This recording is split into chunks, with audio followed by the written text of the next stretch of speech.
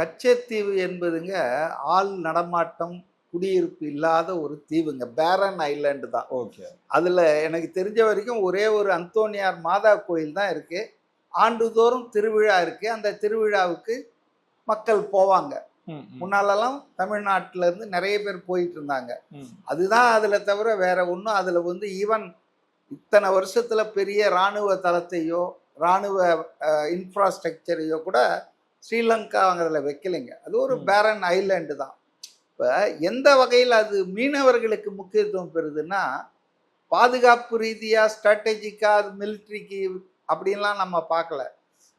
தமிழக மீனவர்கள் இப்போ ராமேஸ்வரம் அந்த சைடு சவுத் தமிழ்நாட்டில் இருக்கிறவங்க நம்ம மீன் பிடிக்க போகும்போது இளைப்பாறுவதற்கு களைப்பாறுவதற்கு ம், ம், ஒரு கடல் நடுவு ஒரு ஐலேண்ட் இருந்தால் நல்லது தானே. ம், ம். தண்ணியிலே போயிட்டு இருக்கோங்க 2 நாள் 3 நாளுக்கு. அதே போல் இந்த வலைகளை உலர வைப்பது இது மாதிரியான விஷயங்களுக்கு அந்த ஐலேண்டை பயன்படுத்திட்டு வந்திருக்காங்க இவ்வளோ வருஷமா. இந்திய அரசாங்கம் அன்னைக்கு கச்சத்தீவை இலங்கைக்கு ஒப்படைச்சதோட இல்லை, இலங்கை கிட்ட இருந்த 2-3 தீவை வந்து இந்தியா வாங்கியிருக்கு. ஒரு பண்டம் மாற்று தான் நடந்திருக்கு. அதனால அதனுடைய மெரிட்ஸை பற்றி இப்போ நம்ம இத்தனை வருஷம் கழிச்சு பேசி பிரயோஜனம் இல்லை. ஆனால் என்ன ப்ராப்ளம்னு சொல்லி நீங்கள் பார்த்தீங்கன்னு சொன்னால், அதாவது நமது மீனவர்கள் தெரிந்தோ தெரியாமலோ கச்சத்தீவு பக்கம் போயிட்டாங்கன்னா, அந்த கடல் எல்லைன்னு இருக்கு இல்லையா, ஒவ்வொரு நாட்டுக்கும் கடல் எல்லை இருக்கு. வான் எல்லை மாதிரி கடல் எல்லை இருக்கு. நில எல்லை தெரியும், வேலி போட்டிருப்பாங்க. இப்போ கடல் எல்லைக்கு அப்படி ஒரு வேலி எதுவும் இல்லை.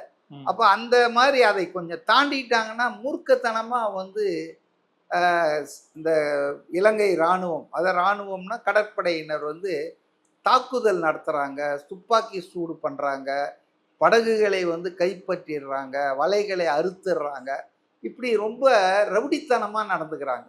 சட்டப்பூர்வமாக தாண்டினாங்கன்னா அதை மனிதாபிமான முறையில் பார்க்கலாம், கண்டிக்கலாம், அல்லது அவங்களுக்கு எச்சரிக்கை பண்ணி அனுப்பலாம். ஆனால் அவங்க வாழ்வாதாரத்தையே ஒழிக்கிற அளவுக்கு பண்ணுறாங்க. இதில் நிறைய பேர் சொத்து கொல்லப்பட்டிருக்காங்க. 800க்கு அவர் விஜய் சொன்னார் இல்லைங்களா, அதாவது மதுரையில் அந்த மாநாட்டில் 800க்கும் மேற்பட்ட மீனவர்கள் உயிரிழந்திருக்கிறாங்க கடந்த பல வருஷங்களில்.